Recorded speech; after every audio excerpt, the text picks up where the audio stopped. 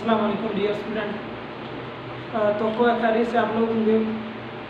हमने जो तकरीबन 13 लेक्चर जो है वो चैप्टर नंबर 4 के पढ़ लिए हैं। हमारे पास लेक्चर नंबर 14 है, उसमें हम सिर्फ पढ़ेंगे हमारे पास types of covalent bond, covalent compound. जो कोवेलेंट कंपाउंड है हमारे पास टाइप्स क्या है। जब हमने बात की थी टाइप्स ऑफ कोवेलेंट बॉन्ड की, वहाँ पे हमने कहा था नेचर के लिहाज से ना हमारे पास दो तरह के हमारे पास कंपाउंड होते हैं। हमने कहा था हमारे पास पोलर कोवेलेंट बॉन्ड हमने कहा था होता है, इस तरह हमने कहा था हमारे पास नॉन पोलर जो है वो कोवेलेंट बॉन्ड होता है। लेकिन यहाँ पे हमारे पास क्योंकि हम कंपाउंड की बात कर रहे हैं यानी कोवेलेंट हमारे पास कंपाउंड है, तो यहाँ पे हमारे पास दो चीज़ें आ जाएंगी इसकी टाइप्स में। एक हमारे पास आ जाएगा पोलर कोवेलेंट कंपाउंड और दूसरा हमारे पास आ जाएगा नॉन पोलर कंपाउंड। आए जरा मुझे इनको जरा डिस्कस करते हैं हमारे पास क्या चीज़ें होती हैं। यहाँ पे पहली बात सिर्फ हम प्रॉपर्टीज़ पढ़ेंगे, क्योंकि अभी हमने वो एनी कंपाउंड की भी प्रॉपर्टीज़ पढ़ी हैं, कोवेलेंट कंपाउंड की भी प्रॉपर्टीज़ पढ़ी हैं। तो यहाँ पे हम जो पोलर कोवेलेंट कंपाउंड है इनकी भी और नॉन पोलर कंपाउंड जो है वो उनकी भी सिर्फ प्रॉपर्टीज़ पढ़ेंगे, क्योंकि डेफिनेशन हम पहले ही कर चुके हैं। हमारे पास पोलर जो है बॉन्ड क्या होता है, कोवेलेंट बॉन्ड क्या होता है और नॉन पोलर कोवेलेंट बॉन्ड क्या होता है, उनकी डेफिनेशन से बल्कि थोड़ा सा चले रिवाइज कर लेते हैं।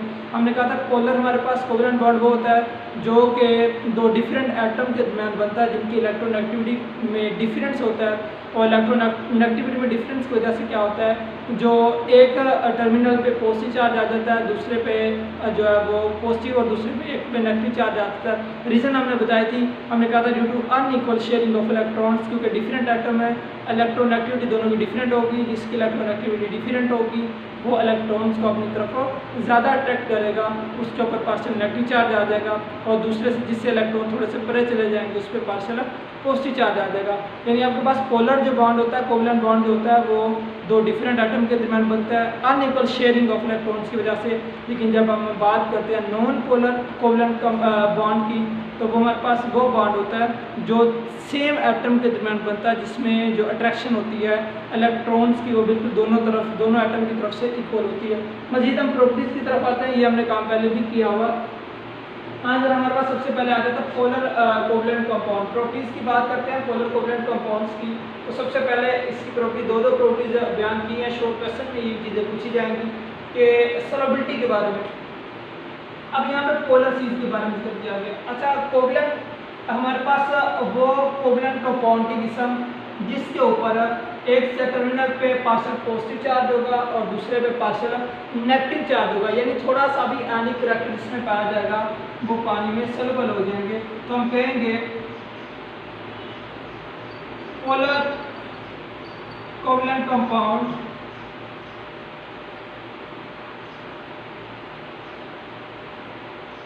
having ionic nature soluble in water। हम कहेंगे भाई वो हमारे पास पोलर कोवेलेंट कंपाउंड जिनमें जो नेचर है वो थोड़ी सी आयनिक होगी, यानी क्योंकि पानी जो होता है वो भी पोलर नेचर का है, तो इसी वजह से पोलर जो चीज़ होती है वो पोलर को क्या करती है अपने अंदर डिजोल्व कर लेती है, हल कर लेती है। इसी तरह हमारे पास क्या होगा सॉल्युबिलिटी की जब बात करेंगे तो पोलर कोवेलेंट जो कंपाउंड होगा जिसका नेचर जो है वो आयनिक होगी, वो क्या करेगी पानी में हल हो जाएगी, अदरवाइज हल नहीं होगी। कंडक्टेंस की बात करते हैं तो कंडक्टेंस में हमारे पास वही चीज़ आएगी। अगर आपके पास जो पोलर कोवेलेंट कंपाउंड है, अगर आपके पास पोलर कोवेलेंट कंपाउंड है, अगर वो इस तरह का है कि वो अपने आयंस में डिसोसिएट हो रहा है, अगर वो अपने आयंस में डिसोसिएट हो रहा है। डिसोसिएट का मतलब क्या होता है? डिसोसिएट का मतलब होता है अपने आयंस में तहलील हो जाना, कन्वर्ट हो जाना। फॉर एग्जाम्पल हमारे पास मैं छोटी सी अगर एग्जाम्पल देता हूँ, हमारे पास HCl है, वो भी कोवेलेंट बॉन्ड है और उसकी पोलर किस्म में आ जाता है HCl। अब जो HCl होता है ना, ये हमारे पास जब इसको हम वाटर वगैरह में ऐड कर देते हैं या अपने आयन में जब ये डिसोसिएट होता है तो वहाँ पे H+ आयन प्रोड्यूस करता है, Cl नेगेटिव आयन प्रोड्यूस करता है, जिसकी वजह से ये क्या करते हैं, ये कंडक्टेंस अपनी शो करते हैं। ये क्या करते हैं, जो पोलर कोवेलेंट कंपाउंड होता है जब ये एक्वस या मोल्टन फॉर्म में होते हैं, जब ये आयंस अपने डिसोसिएट कर लेते हैं, जब ये आयंस में कन्वर्ट हो जाते हैं, तो फिर ये क्या करते हैं, फिर ये कंडक्टर बन जाते हैं, इसमें से बिजली पास करके अदरवाइज पास नहीं करती। तो कंडक्टेंस की हम बात करेंगे, पोलर कोवलेंट कंपाउंड के लिए हम कहेंगे पोलर कोवलेंट कंपाउंड जो कि अपने आयंस में डिसोसिएट हो जाते हैं, वो कंडक्टर होते हैं हीट एंड इलेक्ट्रिसिटी की। तो ये हमारे पास दो थी प्रॉपर्टीज इसकी शो क्वेश्चन है पोलर कोवलेंट कंपाउंड। मजीद हम चलते हैं अभी नॉन पोलर कोवलेंट कंपाउंड। हमारे पास नॉन पोलर कोवलेंट कंपाउंड है, इसकी प्रॉपर्टीज भी दो ही हैं। पहली सॉल्युबिलिटी आ जाती है। पहली बात है क्योंकि नॉन पोलर है तो पानी में पहली बात उन्होंने हल होना नहीं, क्योंकि पानी तो पोलर है, तो इसका मतलब हम कहेंगे कि insoluble in water, insoluble in water. ये पानी में हल नहीं होते, बल्कि ये किस में हल होते हैं, ये ऑर्गेनिक सॉल्वेंट में हल होते हैं।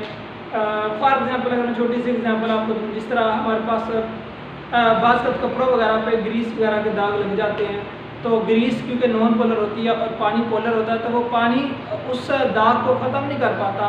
तो वहाँ पे क्या करते हैं, फिर हम वहाँ पे नॉन पोलर चीज़ का इस्तेमाल करते हैं। वहाँ पे हम किस चीज़ का इस्तेमाल करते हैं, वहाँ पे मिट्टी के तेल का, पेट्रोल वगैरह का इस्तेमाल करते हैं, क्योंकि पेट्रोल भी नॉन पोलर होता है, वो क्या करता है, ग्रीस के दाग को उतार देता है, इसी वजह से पानी उसको सोल्व नहीं करता।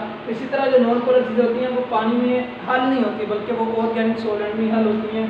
तो उसके बाद जब कंडक्टेंस की बात करते हैं तो ये बैड कंडक्टर होते हैं, यानी ये आप कह सकते हैं कि they are not good conductor of heat and electricity, या नॉट शो कंडक्टेंस।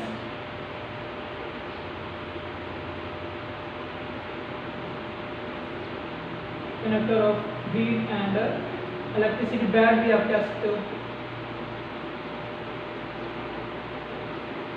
ठीक है, या बैड यहाँ लिखते हैं, bad conductor of heat and electricity. तो ये हमारे पास सबसे पहले इसमें टाइप्स ऑफ कोवलेंट कंपाउंड में दो चीज़ें हमने पढ़ी हैं सिर्फ। एक हमारे पास पोलर कोवलेंट कंपाउंड क्या होता है, प्रॉपर्टीज हमने दो प्रॉपर्टीज पढ़ी हैं, सॉल्युबिलिटी इनकी क्या होती है, इनकी कंडक्टेंस क्या होती है।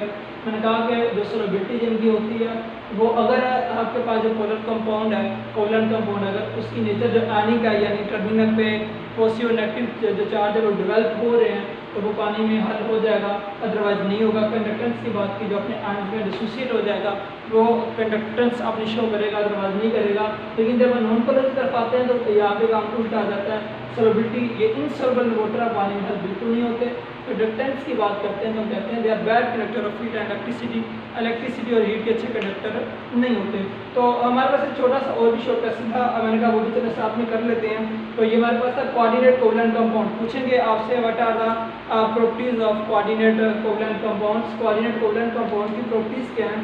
तो यहाँ पे भी सबसे पहले भी बात की है, सॉल्युबिलिटी की बात की है। अच्छा, पहली बात जो कोऑर्डिनेट कोवलेंट कंपाउंड है, हमने कोऑर्डिनेट जब कोवलेंट बॉन्ड पढ़ा था ना, वहाँ पर हमने बात की तो हमने कहा था यहाँ पे क्या होता है कि जब दो एटम्स आपस में आते हैं तो वो क्या करते हैं, एक एटम जो होता है वो क्या करता है, अपना लोन पेयर दूसरे को डोनेट कर देता है, जिसकी वजह से उनके दरमियान कोऑर्डिनेट कोवलेंट बॉन्ड बन जाता है।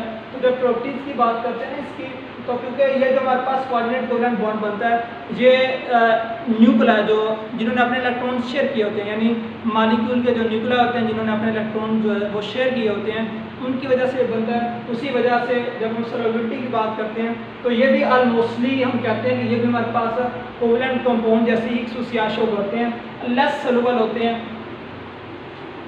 हम इनके बारे में कहते हैं less soluble in water, less soluble in water, पानी में बिल्कुल कम हल होते हैं। और जब उनकी नेचर की बात करते हैं तो हम कहते हैं दे आर रिजिड, इनका काफ़ी सख्त होते हैं।